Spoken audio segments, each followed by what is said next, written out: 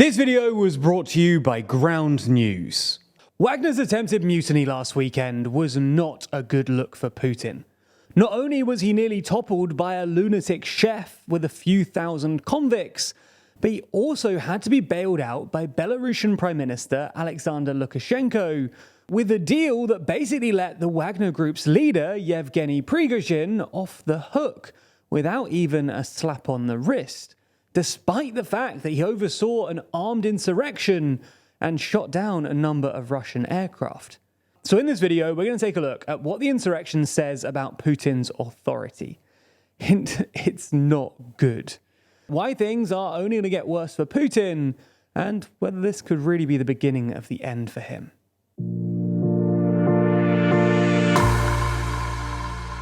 Before we start, if you haven't already, please consider subscribing and ringing the bell to stay in the loop and be notified when we release new videos. Before we get into how all of this affects Putin's authority, let's start with what it tells us about his support. Most serious Russia watchers admit that, even if he does manipulate the polls, Putin is genuinely popular in Russia. The Levada Center, for example, which is widely considered to be the most credible and possibly the only credible polling organization in Russia, puts Putin's personal approval rating at a 5-year high of 82%, with just 14% of Russians disapproving. Now, even if we take these numbers with a pinch of salt, it's pretty safe to say that at least a majority of Russians approve of Putin's leadership. And for most of his premiership, the data suggests that Russians have genuinely supported Putin. Now, in a sense, this is unsurprising. He came to power riding a wave of rising oil prices, which allowed him to fund Russia's reconstruction after the economic crisis of the 90s and paint himself as a competent technocrat, even though he was mainly just lucky to be in charge when oil prices were going up.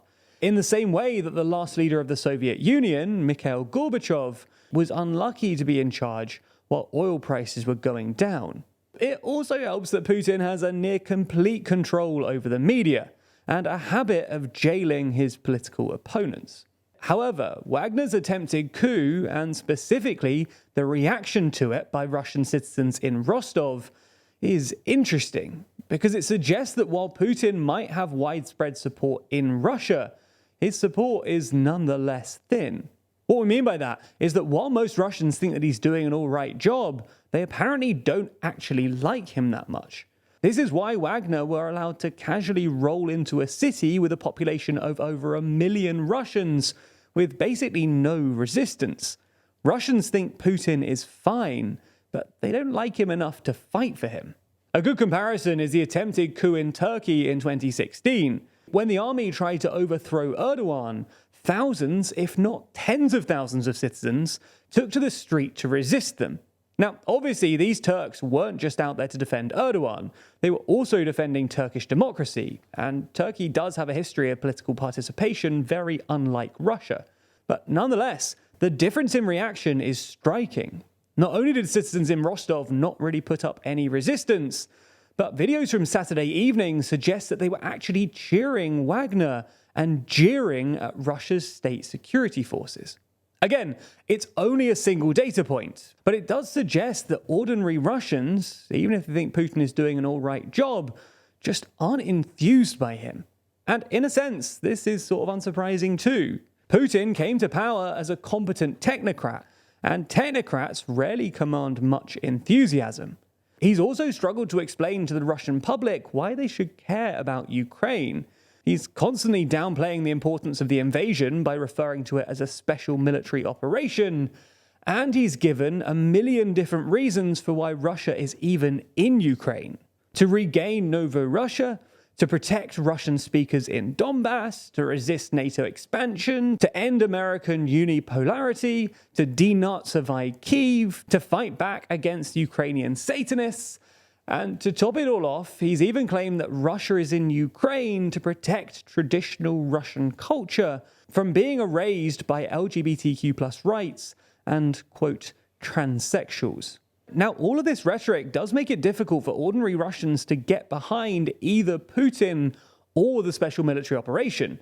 They ultimately don't know how serious it actually is, or what it's really even about. And this isn't even just us hypothesizing, by the way. The Kremlin's confusing PR over Ukraine is something that Russian nationalists have been furious about for months. To make matters worse for Putin, last weekend's events are only going to undermine him further, for three main reasons. Firstly, and most obviously, the whole affair makes him look really weak. Not only was he nearly deposed by a criminal chef with a few thousand convicts, but he also had to be bailed out by his mate Lukashenko with a deal that literally lets Wagner and Prigozhin walk away scot-free, despite the fact that not only did they threaten to overthrow the Kremlin, but they actually shot down a number of Russian aircraft. This might be why, as of Monday afternoon, Russian state media is now saying that Prigozhin will indeed be charged with armed insurrection, with a maximum sentence of 20 years. Putin might have realized that letting Prigozhin go makes him look untenably weak, and it'll be interesting to see how Prigozhin responds if the Kremlin really do try to arrest him. The second thing, though, is that this episode will change how the Russians perceive the war. One of the reasons that Russians have generally been pro-war is that, until recently, they were basically entirely insulated from its effects. It's easy to support a war when you only hear about it on the TV, where state media tells you that your country is doing a great job against drug addict Nazi Satanists. But the march on Moscow, as well as regular incursions into Russia's Belgorod Oblast by pro-Ukrainian groups, will mean that ordinary Russians now feel the war in a way they didn't before. This, bringing the war to ordinary Russians, is something that Ukraine's high command has been trying to do since last year, and it will put more political pressure on Putin to somehow end the war, either by escalating or by going for peace. The third issue, though, is that the effective dissolution of Wagner will significantly reduce the Russian army's offensive potential, which means that Putin will probably need another wave of mobilization if he actually wants to take territory in Ukraine. Putin has so far refrained from doing this, presumably because he knows, as we suggested, that his support among the Russian public is shallow, which means that there'll be limited appetite for another mobilization. But the dissolution of Wagner could force his hand here. Again, this would be politically difficult for Putin, not only because there's unlikely to be much appetite for it, but also because it's a tacit admission that the special military operation isn't really going to plan. Now, we don't know what will happen next, and as always, stories like this are complex and nuanced.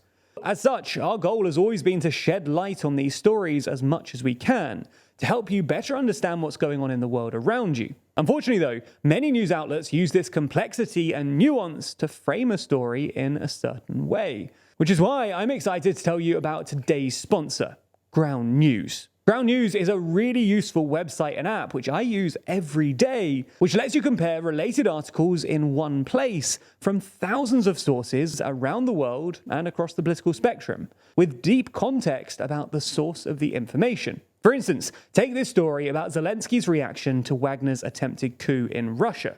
Ground News allows me to see which outlets are reporting on this story most. In this case, only 29% of these articles come from right-leaning outlets. It also allows me to compare headlines and stories by outlet, giving me the opportunity to get a fuller picture of what's really happening. And if I want to dive deeper into any of these reports, I can be taken there with just one tap, with Ground also providing reporting accuracy and bias scores for each outlet. Now, I have Ground on my phone's home screen, and I genuinely can't recommend them enough. And because of this, we've decided to offer a special 30% discount on Ground News' Vantage subscription. And you can only access that discount by clicking the link below. So be sure to check it out and help support an independent news platform working to make the media landscape more transparent.